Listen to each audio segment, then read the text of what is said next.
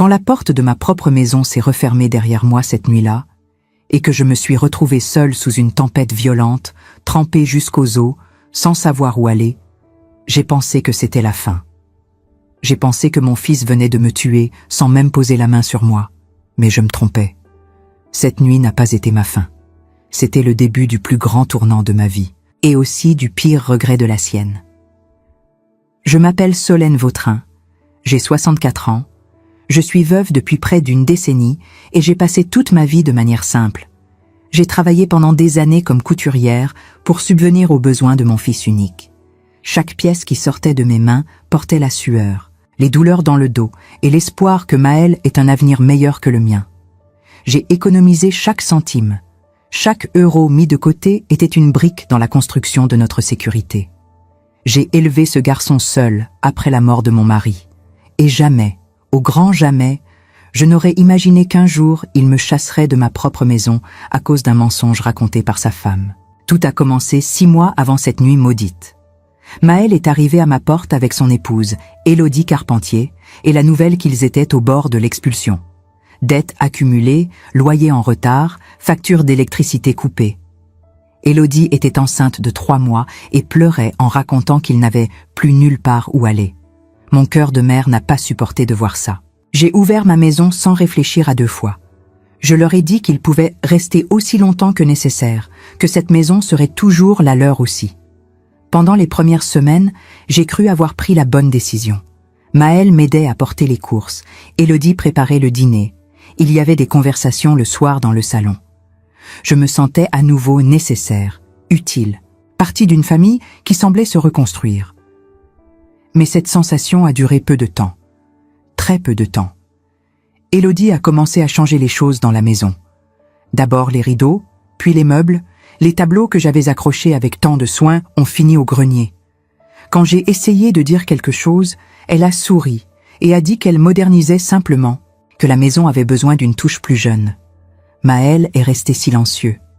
Il a juste détourné le regard et murmuré qu'il valait mieux la laisser faire à sa façon. Puis sont venus les commentaires sur moi. Subtils au début, mais de plus en plus fréquents. Élodie disait que j'oubliais des choses, que je répétais les mêmes histoires, que ce serait peut-être bien que je consulte un médecin parce que ma mémoire n'allait pas bien. J'essayais de me défendre, d'expliquer que j'allais très bien, mais ma voix sortait faible, incertaine. Et le pire, c'est que mon fils a commencé à être d'accord avec elle. Il disait que je devenais sensible, qu'Élodie voulait juste m'aider, que je devais arrêter de faire des histoires. Petit à petit, j'ai cessé d'être maîtresse de ma propre vie. Mes opinions n'avaient en plus d'importance. Mes douleurs étaient devenues une blague. Quand je me plaignais de fatigue, Élodie levait les yeux au ciel et disait que j'exagérais. Quand je demandais de baisser le volume de la télévision parce que j'avais mal à la tête, elle murmurait quelque chose sur les vieilles personnes qui sont chiantes. Maël ne me défendait jamais. Il avait changé. Le garçon que j'avais élevé, qui me serrait dans ses bras quand il était enfant, qui m'appelait son héroïne quand j'avais réussi à acheter notre maison, me regardait maintenant comme si j'étais un fardeau. La situation a empiré. Ils ont commencé à sortir le soir sans me prévenir, rentraient tard, fermaient la porte de leur chambre à clé et riaient fort pendant que j'essayais de dormir dans le salon parce que ma chambre avait été transformée en bureau pour Élodie. Je me suis plainte, une fois, une seule fois. Elle a explosé. Elle a crié que j'étais ingrate, qu'ils avaient abandonné leur propre vie pour s'occuper de moi, que je n'avais aucune idée du sacrifice que c'était de vivre avec une vieille têtue et confuse. J'étais sous le choc. S'occuper de moi? Il vivait gratuitement dans ma maison, mangeait ma nourriture, utilisait mon électricité. Et pourtant, j'étais la méchante. Maël est entré dans le salon à ce moment-là et, au lieu de me défendre, il a demandé si je ne pouvais pas essayer d'être plus compréhensive. Il a dit qu'Élodie était enceinte, hormonale, que je devais être patiente. Je n'ai pas répondu. Je suis simplement montée au grenier, où je dormais maintenant, et j'ai pleuré en silence. Les semaines suivantes ont été un cauchemar silencieux. Élodie contrôlait tout. Elle touchait à mes affaires, ouvrait mes tiroirs, fouillait dans mes papiers. Elle disait qu'elle rangeait, mais je savais qu'elle cherchait quelque chose. J'ai commencé à enfermer mes documents les plus importants dans un vieux coffre qui se trouvait au grenier. certificats, actes de propriété, papiers d'assurance vie de mon mari. Tout ce que j'avais de valeur était là. Et puis est arrivée cette nuit, la nuit de la tempête. J'étais dans la cuisine en train de préparer du thé quand Élodie est entrée en tenant des papiers froissés. Son visage était rouge, ses yeux brillaient de colère, ou peut-être de quelque chose de pire, quelque chose de calculé. Elle a jeté les papiers sur la table et a crié que j'avais caché leurs documents importants, que je sabotais la vie du couple, que j'étais une vieille manipulatrice et dangereuse. J'ai essayé d'expliquer que ce n'était pas leurs documents, que c'était mes papiers personnels. Mais elle ne m'a pas laissé parler. Elle criait de plus en plus fort, appelant Maël, disant que j'étais hors de contrôle, que je représentais un risque pour eux et pour le bébé à venir. Maël est descendu en courant. Il m'a regardé avec une expression que je n'oublierai jamais. Ce n'était pas de l'inquiétude, c'était du dégoût, de la répulsion, comme si j'étais quelque chose qui devait être enlevé. Élodie a continué à crier, disant que j'avais caché délibérément des documents dont ils avaient besoin, que je gâchais leur vie, qu'elle ne supportait plus de vivre avec quelqu'un d'aussi confuse et malade. J'ai essayé de me défendre, de montrer que ces papiers étaient à moi, mais ma voix a disparu quand Maël s'est approché. Il n'a pas crié au début. Il a parlé doucement, froidement, les mots sortant lentement comme des lames aiguisées. Il a dit qu'il était fatigué, fatigué de moi, de mes plaintes, de ma présence. Il a dit que j'avais changé, que je n'étais plus la mère qu'il connaissait, que je me transformais en un fardeau insupportable. J'ai essayé de tenir sa main, de le supplier de m'écouter, mais il a reculé comme si mon contact le brûlait. Et puis il a crié. Fort, si fort que le son a résonné dans toute la maison. Il m'a dit de partir. Il a dit que ce n'était plus ma maison, qu'il n'avait pas besoin d'une vieille malade qui gâchait sa vie, que j'étais un problème qu'il ne voulait plus résoudre.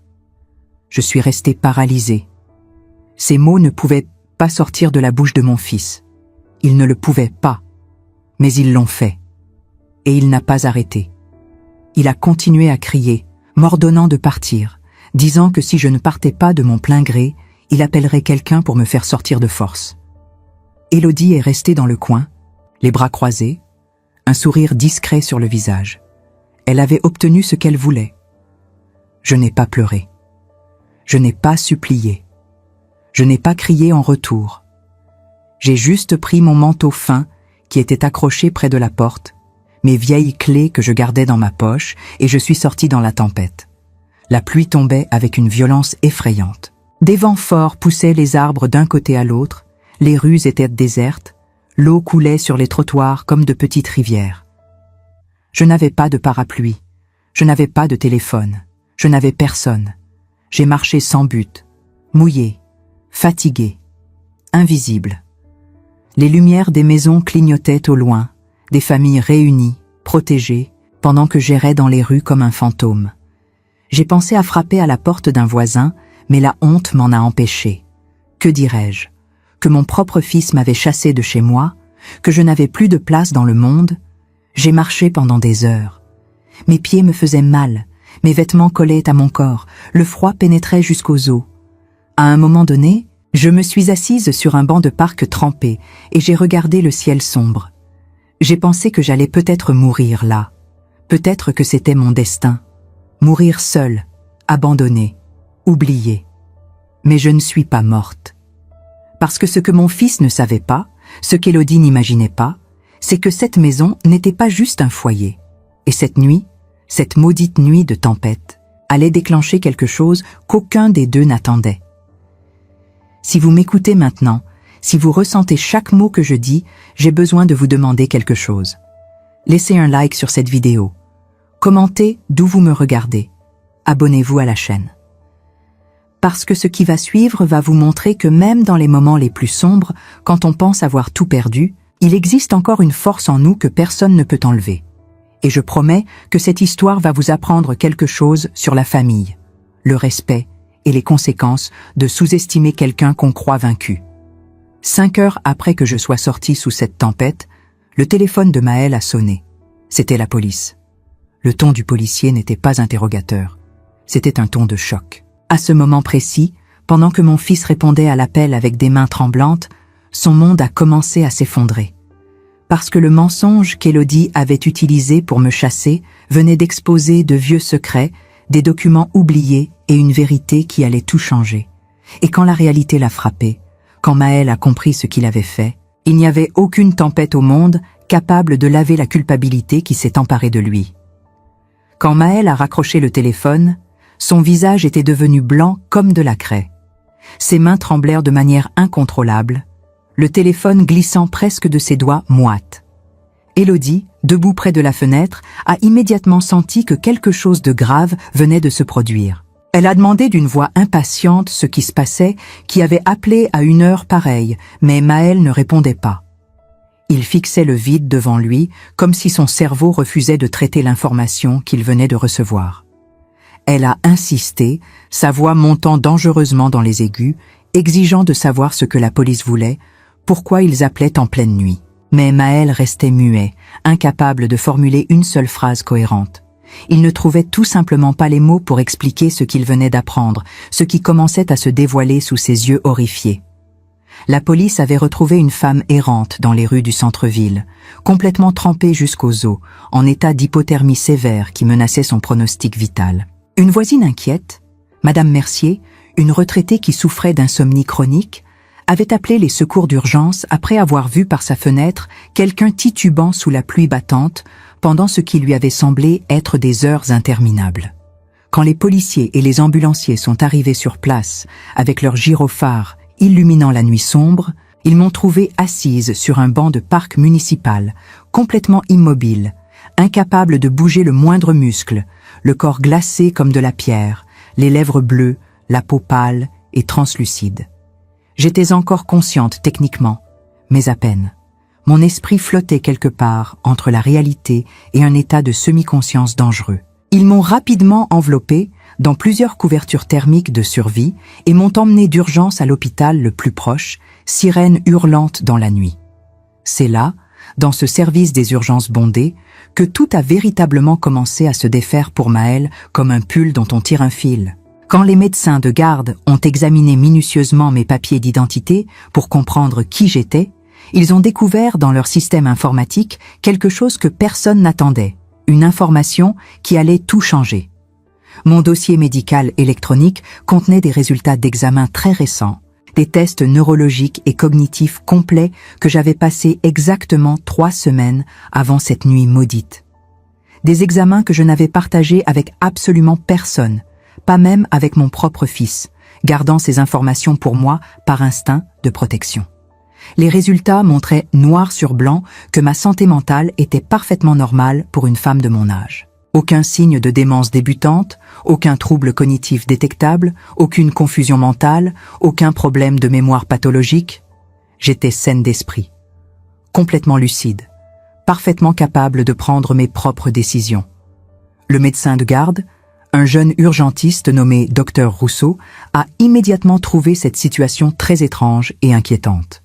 Si j'étais en parfaite santé mentale, selon des examens récents et fiables, pourquoi errais-je seule sous une tempête aussi dangereuse en pleine nuit? Pourquoi n'avais-je pas appelé quelqu'un pour demander de l'aide? Pourquoi n'avais-je apparemment personne vers qui me tourner dans un moment de détresse aussi évident? Ces questions sans réponse l'ont poussé à faire ce que le protocole médical recommandait dans ce genre de situation suspecte. Il a décidé d'appeler immédiatement mon contact d'urgence inscrit dans mon dossier, qui était, bien évidemment, Maël. Mais ce n'est pas tout ce que la police a découvert cette nuit-là, loin de là. Quand les policiers ont fouillé mon sac à main complètement trempé pour essayer de trouver mes coordonnées et comprendre ma situation, ils sont tombés sur plusieurs objets révélateurs. Un trousseau de clés anciennes, quelques photos de famille jaunies, et surtout un petit carnet à couverture bleue que je gardais toujours précieusement avec moi depuis des années. Ce carnet usé contenait bien plus que de simples adresses et numéros de téléphone de connaissances. Il renfermait également des notes personnelles détaillées, une sorte de journal intime que j'avais commencé à tenir méticuleusement quelques semaines plus tôt, exactement quand j'avais commencé à sentir que quelque chose n'allait vraiment pas à la maison, que quelque chose de malsain se tramait dans l'ombre. Dans ces pages noircies de mon écriture serrée, j'avais consigné des notes précises sur les comportements de plus en plus étranges et suspects d'Élodie. ses fouilles répétées et systématiques dans mes affaires personnelles quand elle pensait que je ne regardais pas. Ses insinuations constantes et de plus en plus appuyées que j'étais malade, confuses, que ma mémoire me jouait des tours, les conversations qu'elle avait au téléphone et qu'elle interrompait brusquement quand j'entrais dans la pièce. Les papiers qu'elle me présentait avec insistance pour que je les signe, prétextant des formalités administratives urgentes que je ne comprenais pas vraiment. J'avais écrit toutes ces choses par pur instinct de survie, par besoin viscéral de garder une trace tangible de ce qui se passait, au cas où les choses tourneraient mal, au cas où personne ne me croirait un jour. Je ne savais pas encore précisément ce qu'Élodie cherchait avec tant d'acharnement, mais je sentais profondément qu'elle préparait quelque chose de grave, qu'elle construisait patiemment un plan dont je ne voyais pas encore tous les contours, et j'avais eu terriblement raison de me méfier. Le policier qui a pris le temps de lire attentivement ses notes manuscrites a trouvé un détail particulièrement troublant qui a immédiatement attiré son attention professionnelle. J'avais écrit en lettres majuscules qu'Élodie avait insisté à plusieurs reprises, avec une persévérance suspecte, pour que je signe des papiers qu'elle qualifiait d'importants. Elle prétendait que c'était pour des formalités administratives courantes, liées à ma santé et à mon âge avancé. Elle répétait que c'était absolument indispensable, que ça faciliterait grandement les choses si jamais je tombais malade ou si quelque chose m'arrivait subitement. Elle parlait de procuration, de mandat, de simplification administrative. Mais quelque chose dans son insistance excessive, dans la façon dont elle revenait sans cesse à la charge, me mettait profondément mal à l'aise. Une petite voix intérieure me criait de ne pas signer, et je ne l'avais jamais fait, pas une seule fois. J'avais résisté malgré la pression constante. Le policier expérimenté, qui avait déjà vu ce genre de situation dans sa carrière, a alors posé une question qui a complètement changé la trajectoire de cette affaire.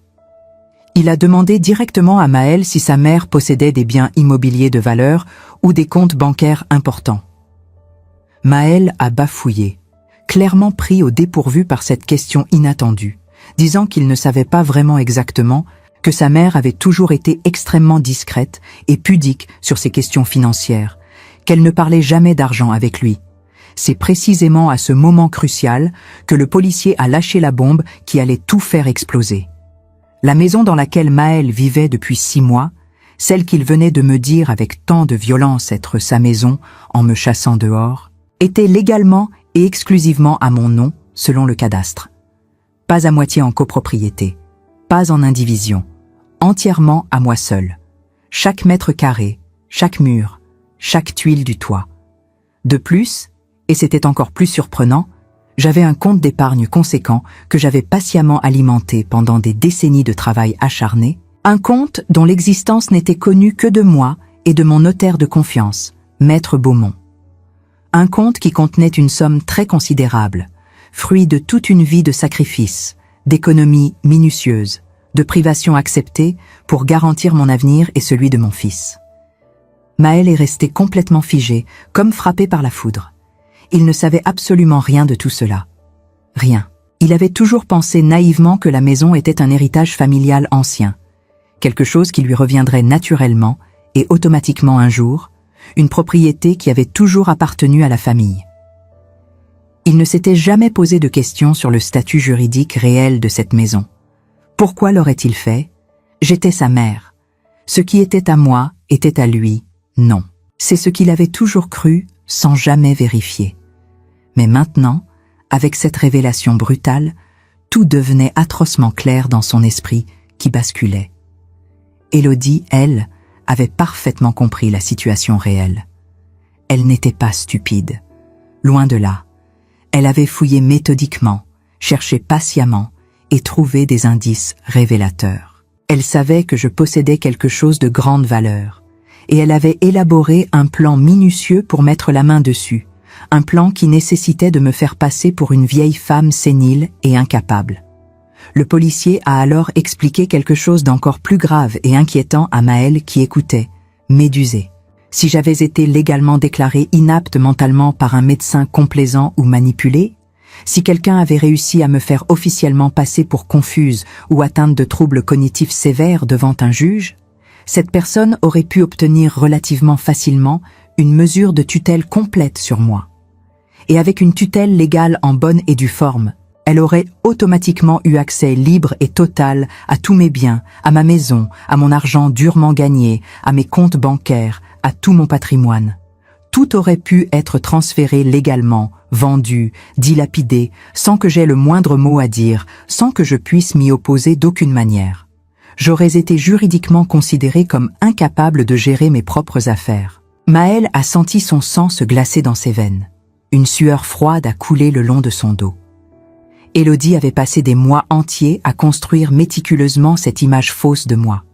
Une vieille femme confuse, fragile, oublieuse, incapable de prendre soin d'elle-même, dangereuse même pour elle-même et pour les autres.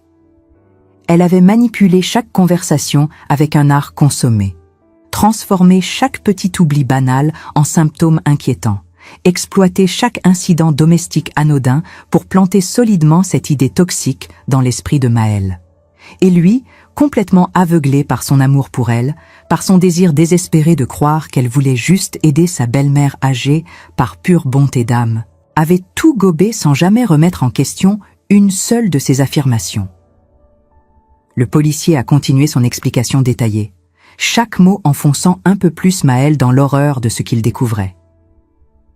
Il a expliqué que ce genre de manipulation perverse était malheureusement beaucoup plus courant qu'on ne le pensait dans notre société vieillissante. Des proches mal intentionnés qui isolent progressivement une personne âgée de son réseau social et familial, qui sèment méthodiquement le doute sur sa santé mentale auprès de l'entourage, qui la poussent insidieusement à signer des documents complexes sans qu'elle comprenne vraiment ce qu'ils contiennent ni leurs implications juridiques. C'était une forme particulièrement insidieuse d'abus financiers et psychologiques, et c'était sévèrement punissable par la loi française, pouvant aller jusqu'à plusieurs années de prison ferme.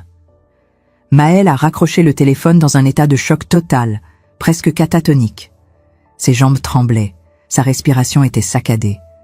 Élodie le regardait intensément, ses yeux plissés avec inquiétude, essayant désespérément de comprendre ce qui se passait, de deviner ce que la police avait bien pu lui dire pour le mettre dans un état pareil. Elle a demandé encore une fois, avec une note d'urgence presque paniquée dans la voix, ce que la police voulait exactement.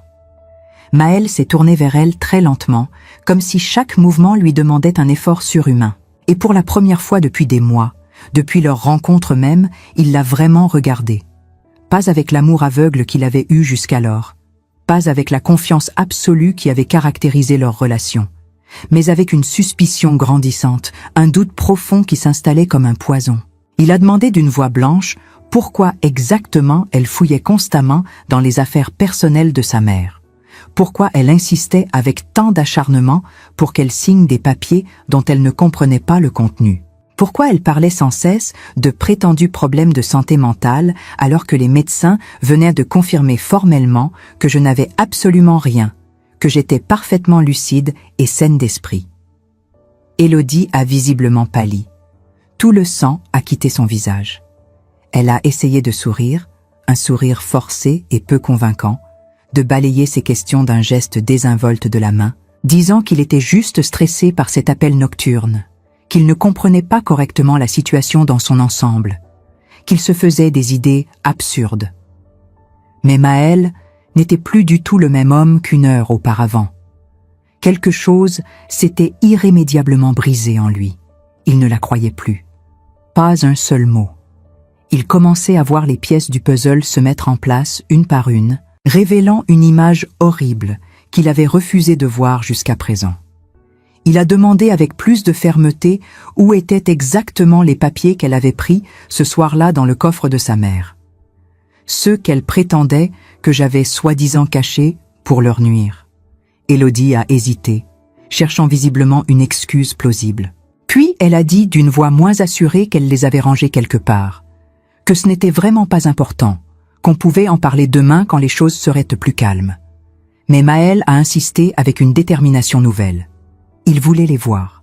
Maintenant. Immédiatement. Pas de discussion. Élodie a fini par les sortir d'un tiroir du buffet, ses mains tremblantes, trahissant sa nervosité croissante. Maëlle les a arrachés de ses mains et les a parcourus rapidement, ses yeux s'écarquillant à chaque page tournée. Ce n'étaient absolument pas des documents appartenant au couple comme elle l'avait prétendu avec tant de conviction. C'était en mes papiers strictement personnels, l'acte de propriété original de la maison prouvant que j'en étais l'unique propriétaire.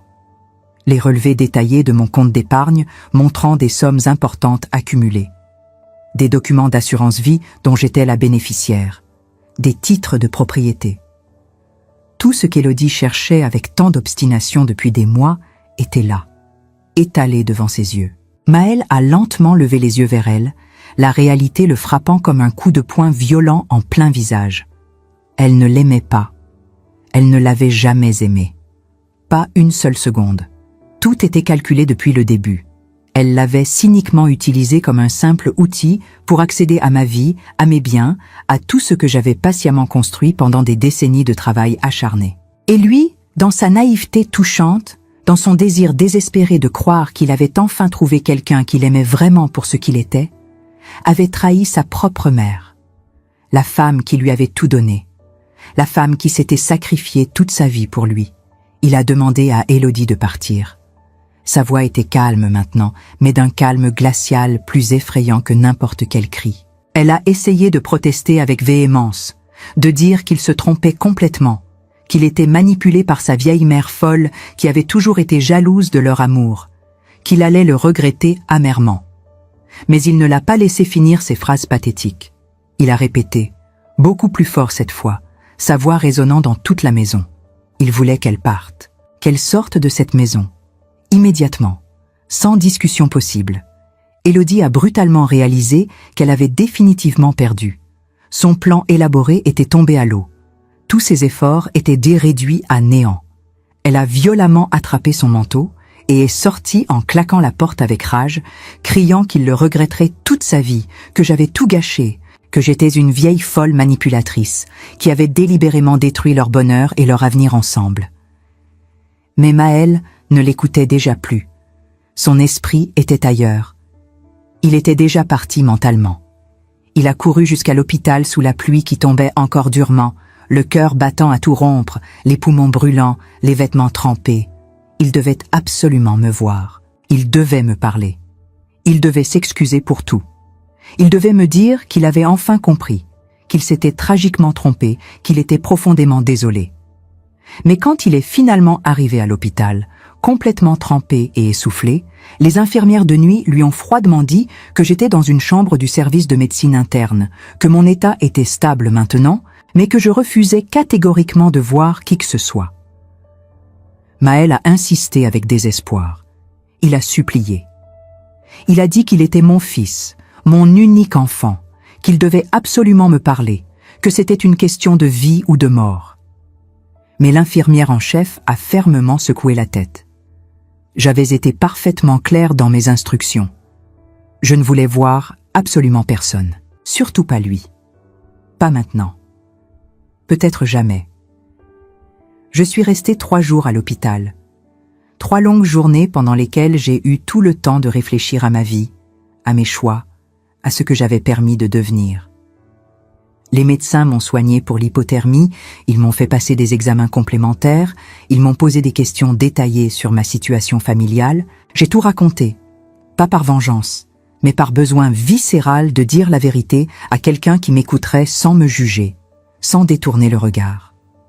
L'assistante sociale de l'hôpital a pris des notes minutieuses pendant que je parlais.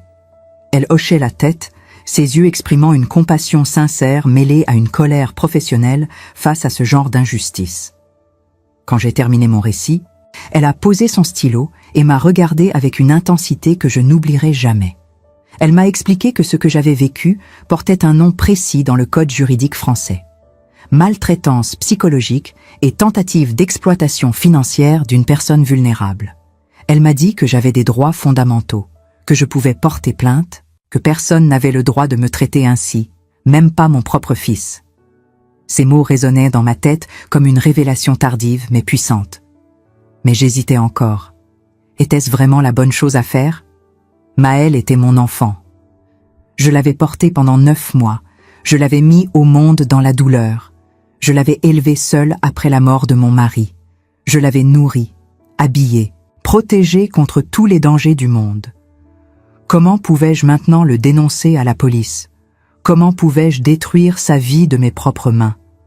Ces questions tournaient en boucle dans mon esprit, m'empêchant de dormir la nuit. L'assistante sociale est revenue me voir le lendemain matin.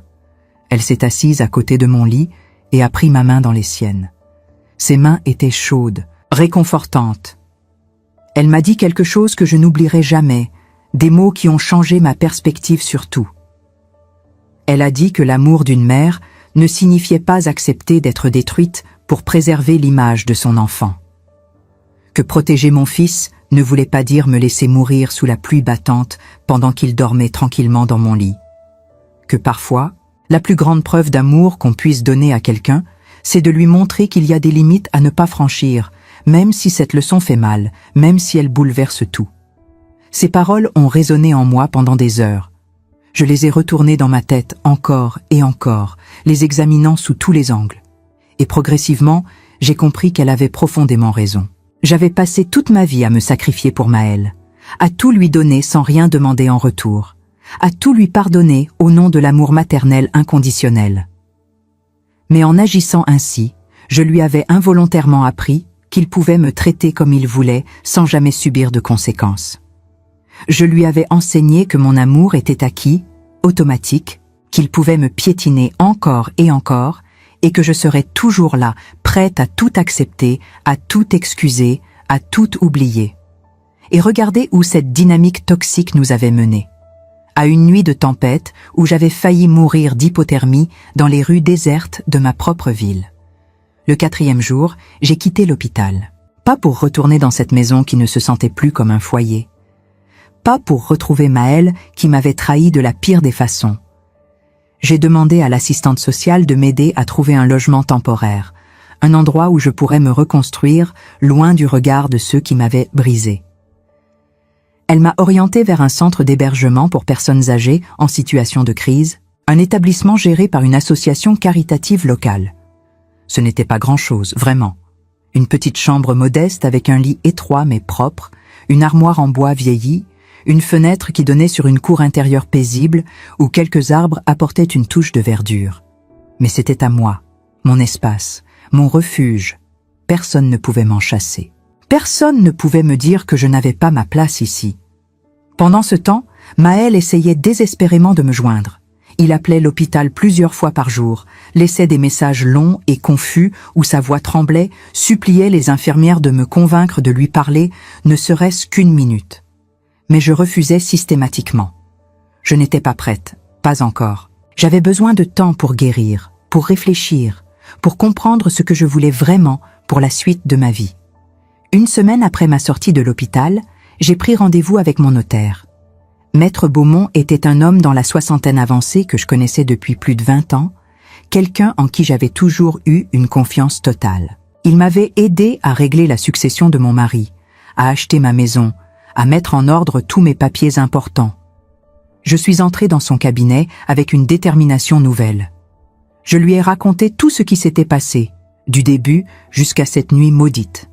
Il m'a écoutée avec une attention soutenue, prenant des notes détaillées, hochant la tête gravement à chaque nouvelle révélation troublante.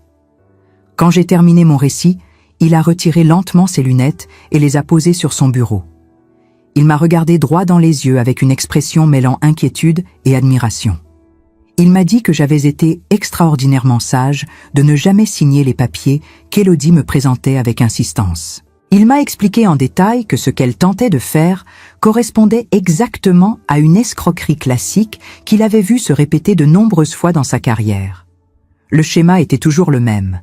Faire croire à une personne âgée qu'elle souffre de troubles cognitifs, l'isoler progressivement de son réseau social, obtenir par manipulation une procuration générale ou une mise sous tutelle, puis vider systématiquement ses comptes bancaires et vendre ses biens immobiliers. C'était beaucoup plus répandu qu'on ne le pensait dans notre société, et malheureusement, beaucoup de victimes ne s'en rendaient compte que trop tard, quand tout leur patrimoine avait déjà disparu. Mais moi, j'avais eu ce qu'il appelait de la chance. Ou plutôt, j'avais eu l'instinct naturel de me protéger, cette petite voix intérieure qui m'avait dit que quelque chose n'allait pas. Maître Beaumont m'a alors conseillé de prendre plusieurs mesures importantes pour sécuriser ma situation. D'abord, Faire changer immédiatement toutes les serrures de ma maison pour que ni Maël ni Élodie ne puissent y entrer sans mon autorisation explicite. Ensuite, rédiger un testament clair, précis et juridiquement inattaquable pour que personne ne puisse jamais contester mes dernières volontés. Enfin, et c'était le point le plus délicat, envisager sérieusement de porter plainte contre Élodie pour tentative d'escroquerie et abus de faiblesse. J'ai longuement hésité sur ce dernier point. Porter plainte signifiait rendre toute cette histoire publique, l'exposer au grand jour. Ça signifiait que Maël serait inévitablement impliqué dans l'affaire, même indirectement, même s'il n'était peut-être qu'une victime manipulée lui aussi. Mais Maître Beaumont m'a dit quelque chose qui m'a profondément marqué. Il a dit que si je ne faisais rien, si je laissais Élodie s'en tirer sans conséquence, elle recommencerait forcément. Peut-être pas avec moi puisque son plan avait échoué, mais avec quelqu'un d'autre. Une autre personne âgée, une autre victime sans défense, une autre famille qui serait détruite. Avais-je envie de porter cette responsabilité sur ma conscience? Cette question a fait mouche. J'ai pris ma décision dans l'heure qui a suivi. J'ai porté plainte au commissariat de police le jour même. La police a immédiatement ouvert une enquête officielle. Ils ont convoqué Élodie pour un interrogatoire qui a duré plusieurs heures. Elle a tout nié en bloc avec une assurance déconcertante. Elle a prétendu que tout était un malentendu tragique, que j'étais confuse et désorientée, que c'était moi qui inventais des histoires abracadabrantes pour attirer l'attention. Elle a même osé dire qu'elle s'était toujours montrée gentille et prévenante avec moi, qu'elle avait sacrifié son confort pour s'occuper d'une belle-mère difficile. Mais les preuves accumulées parlaient d'elle-même et contredisaient frontalement sa version des faits. Mes notes personnelles que je tenais méticuleusement depuis des semaines, les témoignages précis de plusieurs voisins qui avaient remarqué son comportement de plus en plus contrôlant et autoritaire envers moi, les documents médicaux récents prouvant sans l'ombre d'un doute que j'étais parfaitement saine d'esprit et lucide. Tout s'accumulait contre elle comme un mur infranchissable. Maël a été convoqué comme témoin clé dans cette affaire. Il a dû se présenter au commissariat et répondre à des questions difficiles, embarrassantes, qui le forçaient à affronter sa propre responsabilité. Avait-il remarqué le comportement suspect de sa femme? Savait-il qu'elle fouillait régulièrement dans mes affaires personnelles? Pourquoi m'avait-il expulsé de ma propre maison sans même prendre le temps de vérifier les accusations qu'on portait contre moi? Pourquoi n'avait-il jamais pris ma défense face aux insultes répétées? Il n'avait pas de bonne réponse à offrir, juste des excuses maladroites, des regrets qui sonnaient creux maintenant, des larmes qui coulaient trop tard. Pendant tout ce temps, je vivais dans ma petite chambre au centre d'hébergement. J'avais recommencé à coudre, acceptant quelques petits travaux de retouche pour les autres résidents ou pour des connaissances qui passèrent le mot. Ça me permettait de gagner un peu d'argent de poche. Mais surtout, ça m'occupait l'esprit et les mains. Je parlais régulièrement avec d'autres femmes qui vivaient là, des femmes qui portaient leurs propres cicatrices invisibles. Des mères abandonnées par des enfants ingrats, des grands-mères oubliées dans des maisons de retraite sordides, puis revenues à la rue, des femmes qui avaient tout donné à leur famille et qui s'étaient retrouvées avec rien, pas même un merci. Leurs histoires résonnaient douloureusement avec la mienne. Elles m'ont fait réaliser quelque chose de fondamental que j'avais toujours su au fond de moi, mais que je refusais d'admettre. Je n'étais pas seule dans cette situation. Ce que j'avais vécu n'était pas un cas isolé, une exception malheureuse. C'était un problème social, répandu, silencieux, invisible aux yeux de la société. Des milliers de personnes âgées subissaient exactement la même chose chaque jour dans notre pays. Et la grande majorité ne disait rien, ne se plaignait jamais. Par honte de ce qui leur arrivait, par peur des représailles, par amour mal placé pour ceux qui les maltraitaient. Mais moi, j'avais décidé de parler, de briser ce silence complice. 2 mois après cette nuit de tempête qui avait bouleversé ma vie, le tribunal a rendu son jugement. Élodie a été reconnue coupable de tentative d'escroquerie aggravée et d'abus de faiblesse sur personne vulnérable. Elle a écopé d'une peine de 18 mois de prison avec sursis et d'une interdiction formelle de s'approcher de moi à moins de 100 mètres. Elle devrait également suivre un programme de sensibilisation sur les droits des personnes âgées. Maël a demandé le divorce dans les 48 heures suivant le verdict. Leur mariage s'est effondré aussi rapidement qu'il avait été construit sur des fondations mensongères. Quelques jours après le jugement, Maël est venu me voir au centre d'hébergement. Il avait appelé avant pour demander si j'accepterais de le recevoir. Cette fois-ci, j'ai dit oui. Pas parce que j'avais pardonné ce qu'il m'avait fait, mais parce que j'avais besoin de lui dire certaines choses en face, de mettre des mots sur cette douleur qui me rongeait encore. Il est entré dans la petite salle commune où je l'attendais. Il avait maigri, ses traits étaient tirés, des cernes sombres marquèrent son visage. Il s'est assis devant moi sur une chaise inconfortable, les épaules tombantes, les yeux rougis par le manque de sommeil et les pleurs. Il a commencé à s'excuser avec des mots qui se bousculaient, à dire qu'il ne savait pas, qu'il avait été manipulé par quelqu'un de plus malin que lui, qu'il regrettait chaque seconde de cette nuit maudite, qu'il donnerait n'importe quoi pour revenir en arrière. Je l'ai laissé parler sans l'interrompre, le regardant vider son sac de culpabilité et de remords. Puis, quand il a eu terminé son plaidoyer désespéré, j'ai pris la parole calmement. Je lui ai dit que ce qu'il m'avait fait cette nuit-là, sous cette tempête violente, n'était pas simplement une erreur de jugement regrettable. C'était une trahison profonde.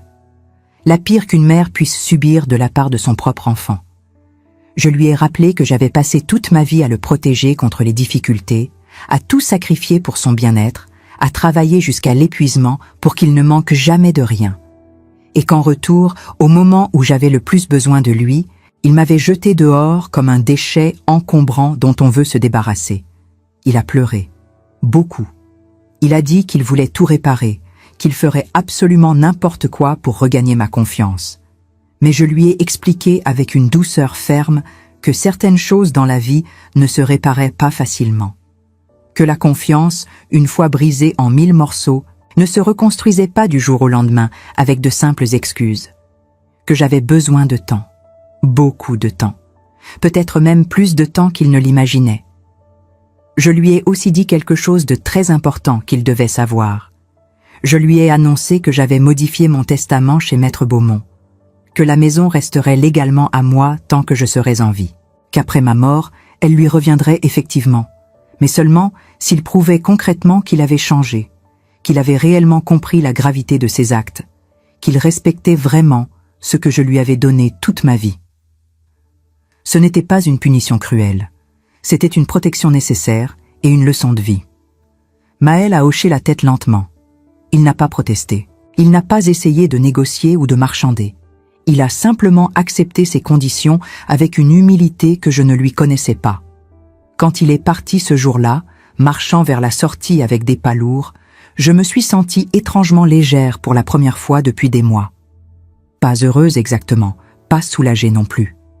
Mais libérée d'un poids invisible qui m'écrasait. J'avais enfin repris le contrôle de ma propre existence. J'avais posé des limites claires et non négociables. J'avais dit non à l'inacceptable. Et ça, personne ne pourrait jamais me le reprendre. Cette dignité retrouvée m'appartenait entièrement. 6 mois ont passé depuis cette nuit de tempête. 6 mois pendant lesquels ma vie a changé d'une manière que je n'aurais jamais imaginée. Je suis retournée dans ma maison. Pas parce que Maël me l'a demandé, mais parce que c'était chez moi. Mon refuge, mon sanctuaire. J'ai changé les serrures comme mon notaire me l'avait conseillé. J'ai repeint les murs, enlevé tous les changements qu'Élodie avait faits, remis mes rideaux, mes photos, mes souvenirs. Chaque coin de cette maison racontait mon histoire, pas la sienne. Maël venait me voir une fois par semaine, pas pour demander quelque chose, juste pour prendre de mes nouvelles. Au début, nos conversations étaient tendues, pleines de silence gênant. Mais petit à petit, nous avons recommencé à nous parler, vraiment nous parler. Il m'a raconté comment il s'était senti après cette nuit, la culpabilité qui le rongeait, les cauchemars où il me voyait errer sous la pluie, le poids de savoir qu'il avait failli me perdre à cause de sa propre aveuglement. Il m'a dit qu'il avait commencé une thérapie pour comprendre comment il avait pu laisser Élodie le manipuler à ce point. Je l'ai écouté, sans l'interrompre, sans le juger, parce que malgré tout, c'était mon fils. Et une partie de moi voulait croire qu'il pouvait changer. Mais je ne lui ai pas facilité les choses. Je lui ai dit que la confiance se gagnait par les actes, pas par les mots. Que s'il voulait vraiment me prouver qu'il avait compris, il devait le montrer dans la durée. Et il l'a fait. Il a commencé à m'aider avec les courses. à réparer des choses dans la maison, à passer du temps avec moi sans attendre quelque chose en retour. Il ne parlait plus de l'héritage, de l'argent, de la maison. Il parlait de nous, de notre relation, de comment la reconstruire. Un jour, il est venu avec un cadre photo. À l'intérieur, il y avait une vieille photo de nous deux, prise quand il avait 8 ans. Nous étions dans un parc, je le tenais par la main, et nous sourions tous les deux. Il m'a dit qu'il avait gardé cette photo pendant toutes ces années, qu'elle lui rappelait qui j'étais vraiment. Pas une vieille femme encombrante, mais sa mère, celle qui avait toujours été là pour lui. J'ai pleuré ce jour-là, pas de tristesse, mais de soulagement, parce que j'ai vu dans ses yeux quelque chose que je n'avais pas vu depuis longtemps, de la sincérité. Mais cette histoire ne parle pas seulement de pardon, elle parle aussi de dignité, de savoir quand poser des limites, de comprendre que l'amour ne signifie pas tout accepter. J'ai aussi découvert quelque chose d'inattendu pendant ces mois. Au centre d'hébergement où j'avais vécu, j'avais rencontré d'autres femmes qui traversaient des situations similaires. Des femmes fortes, courageuses, mais qui se sentaient seules et abandonnées. Nous avions commencé à nous réunir, à partager nos histoires, à nous soutenir mutuellement. Cette expérience m'a donné une idée. Avec l'aide d'une association locale, j'ai créé un petit groupe de parole pour les personnes âgées victimes de maltraitance familiale.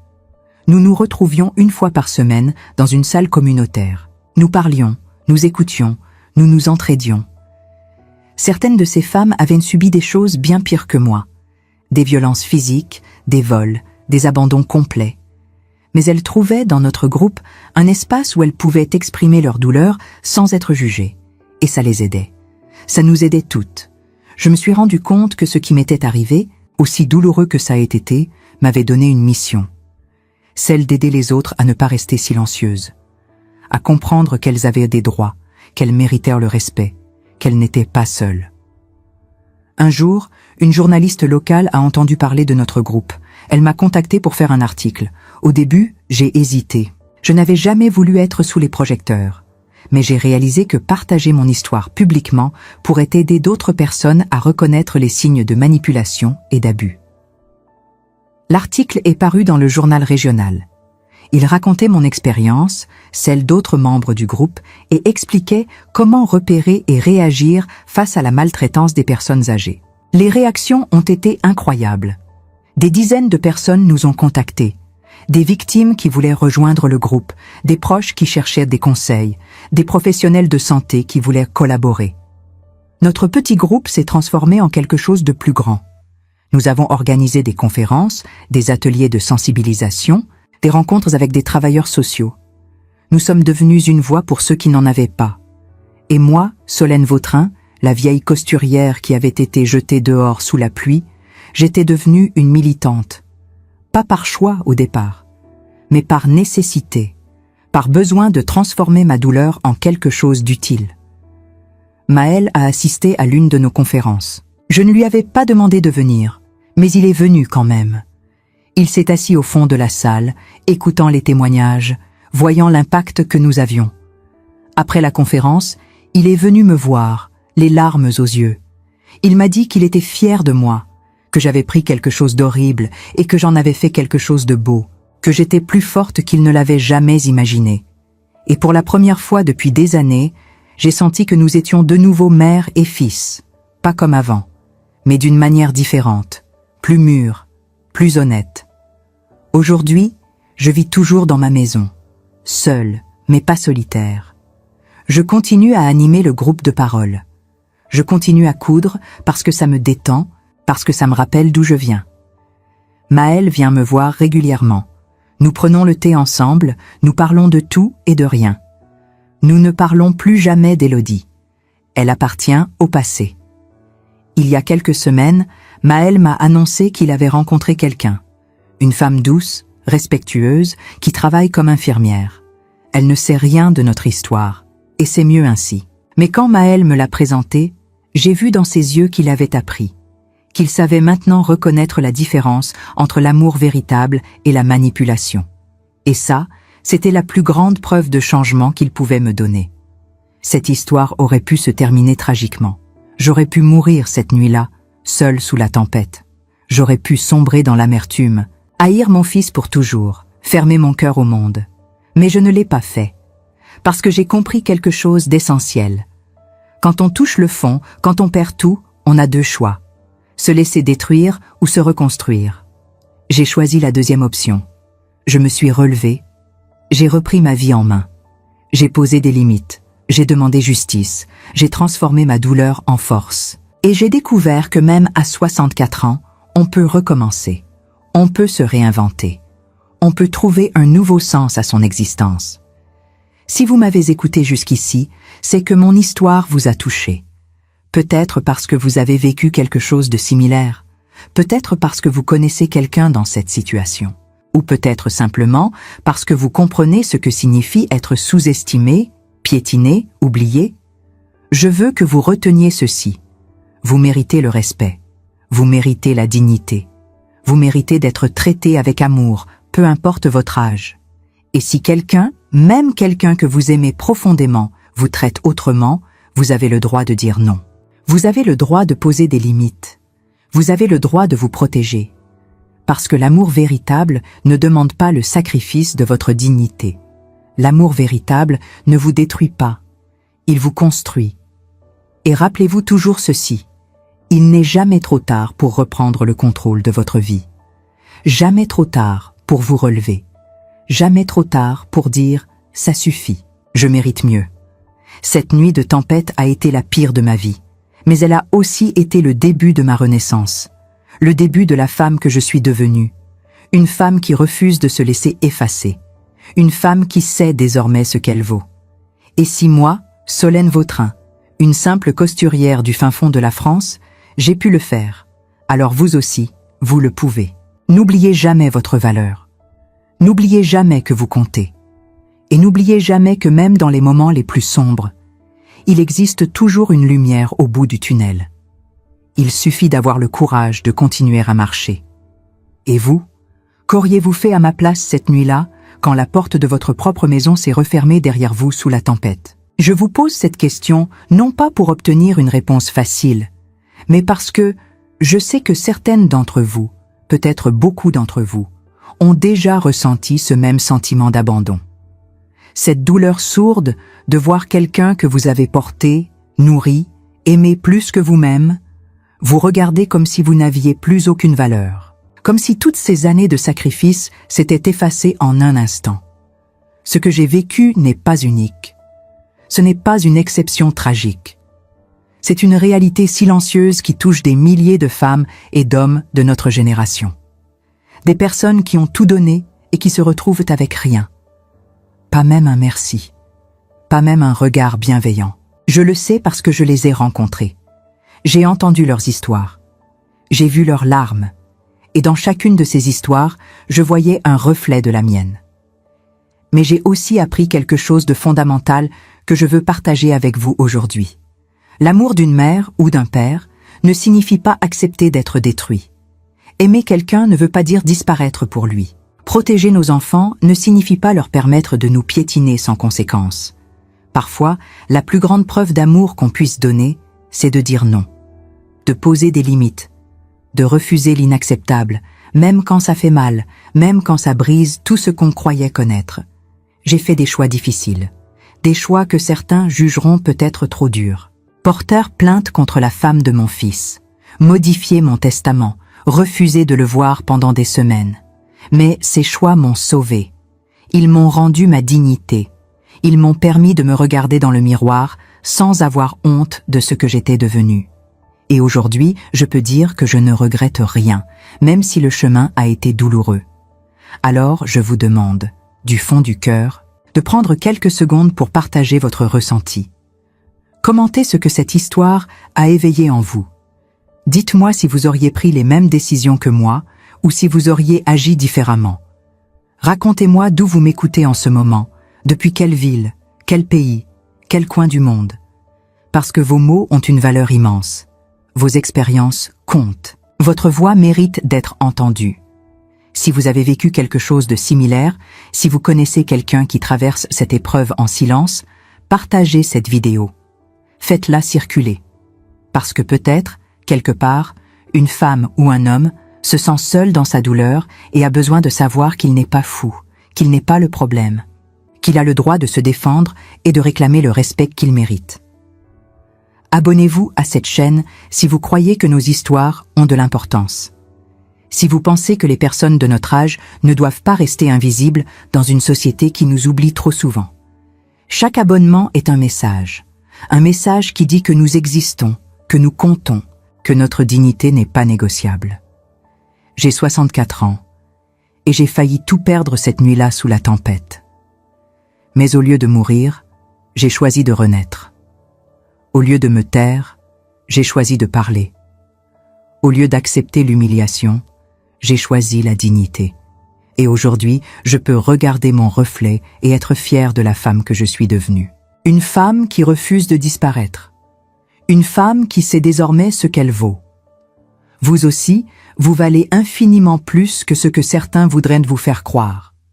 Ne l'oubliez jamais. Ne laissez personne vous convaincre du contraire. Votre vie, vos sacrifices, votre amour, tout cela a une valeur inestimable. Et si quelqu'un ne peut pas le voir, le problème n'est pas vous. Le problème, c'est lui. Alors, écrivez-moi dans les commentaires. Partagez votre histoire, même en quelques mots. Dites-moi ce que vous ressentez. Parce que vos mots toucheront d'autres personnes qui en ont besoin. Vos expériences peuvent sauver quelqu'un qui doute, qui hésite, qui se demande s'il a le droit de dire stop. Ensemble, nous sommes plus forts. Ensemble, nous pouvons briser ce silence qui protège les abus. Ensemble, nous pouvons rappeler au monde que vieillir ne signifie pas perdre sa valeur, son droit au respect, sa capacité à se défendre. Merci de m'avoir écouté jusqu'au bout. Merci de m'avoir accordé votre temps et votre attention. Et surtout, merci d'avoir le courage d'exister pleinement, même quand le monde semble vouloir vous effacer. Vous êtes important. Vous êtes précieux. N'oubliez jamais cela. À très bientôt, et que chacun de vous trouve la force de défendre sa propre dignité, aujourd'hui et tous les jours à venir.